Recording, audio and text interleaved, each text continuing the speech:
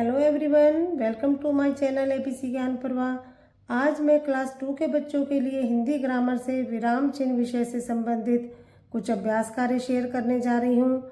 जैसा कि मैंने अपनी पिछली वीडियो में विराम चिन्ह के विषय में बताया था कि विराम चिन्ह कौन कौन से होते हैं और उनका यूज़ कहाँ कहाँ किया जाता है। मेरी वह वीडियो भी आप अवश्य देखिए। तो चलिए आज का कार्य स्टार्ट करते हैं। हमारी अभ्यास वर्कशीट का फर्स्ट क्वेश्चन है, दिए गए विराम चिन्हों के सामने उनके नाम लिखिए। अब यहाँ आपको कुछ विराम चिन्ह दिए गए हैं तो उनके आपको नाम लिखने हैं। फर्स्ट क्या है, इसको प्रश्न चिन्ह कहते हैं, तो ये हमारा प्रश्न चिन्ह लिखा जाएगा यहाँ। अगला क्या है, ये विस्मयबोधक चिन्ह है, तो यहाँ विस्मयबोधक चिन्ह आ जाएगा।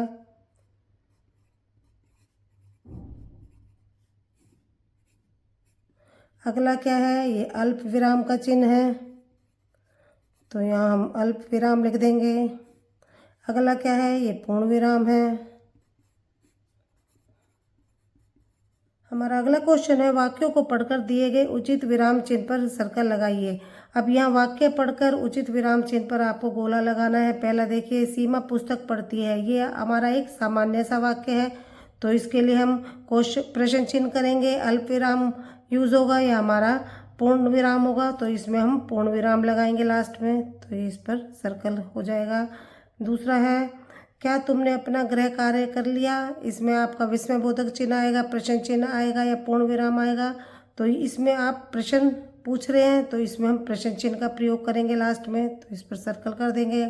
अगला है, मोहन सोहन और अमन मेला देखने गए हैं, इसमें आपका पूर्ण विराम आएगा, अल्प विराम आएगा या विस्मयबोधक चिन्ह आएगा। तो दो नाम जब होते हैं तो उनके बीच में आप अल्प विराम का यूज़ करते हैं, तो इसके लिए हम अल्प विराम चिन्ह का यूज़ करेंगे, तो हमारा सही आंसर अल्प विराम होगा। अगला है, वाह कितना स्वादिष्ट भोजन है, इसके लिए हम विस्मयबोधक चिन्ह लगाएंगे या प्रश्न चिन्ह या पूर्ण विराम का यूज़ होगा। तो इसमें वाह कितना स्वादिष्ट भोजन है, तो इसमें आप खुश होकर अपनी फीलिंग व्यक्त कर रहे हो कि वाह कितना स्वादिष्ट भोजन है, तो उसके लिए हम विस्मयबोधक चिन्ह का प्रयोग करेंगे, तो इस पर सर्कल हो जाएगा। अगला है, तुम्हारे घर कौन आया है। अब इसमें प्रश्न पूछा जा रहा है कि तुम्हारे घर कौन आया है, तो इसमें हम प्रश्न चिन्ह का प्रयोग करेंगे, तो सही आंसर आपका प्रश्न चिन्ह हो जाएगा।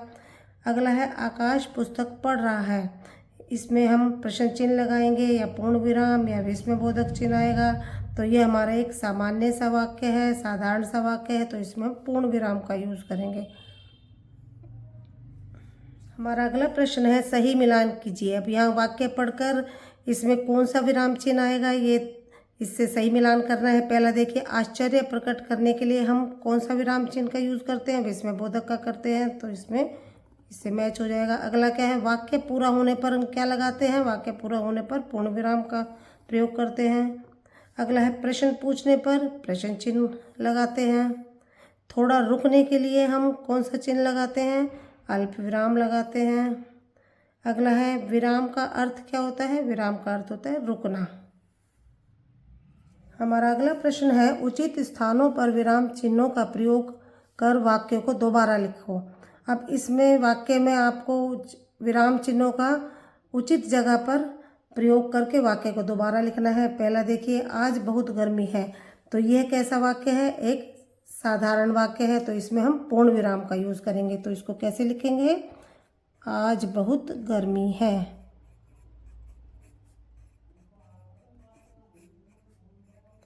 और लास्ट में हम पूर्ण विराम लगाएंगे। अगला है, तुम कहाँ जा रहे हो।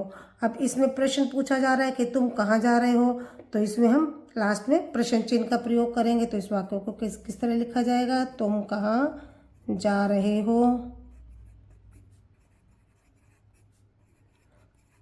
और लास्ट में प्रश्न चिन्ह आ जाएगा। अगला है, आज मैंने दाल चावल रोटी और सब्जी खाई है। अब इसमें कौन सा विराम चिन्ह प्रयोग होगा, दाल चावल रोटी।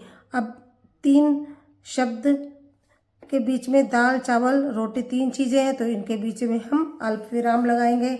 तो इसको वाक्य को किस तरह लिखा जाएगा, आज मैंने दाल चावल रोटी और सब्जी खाई है।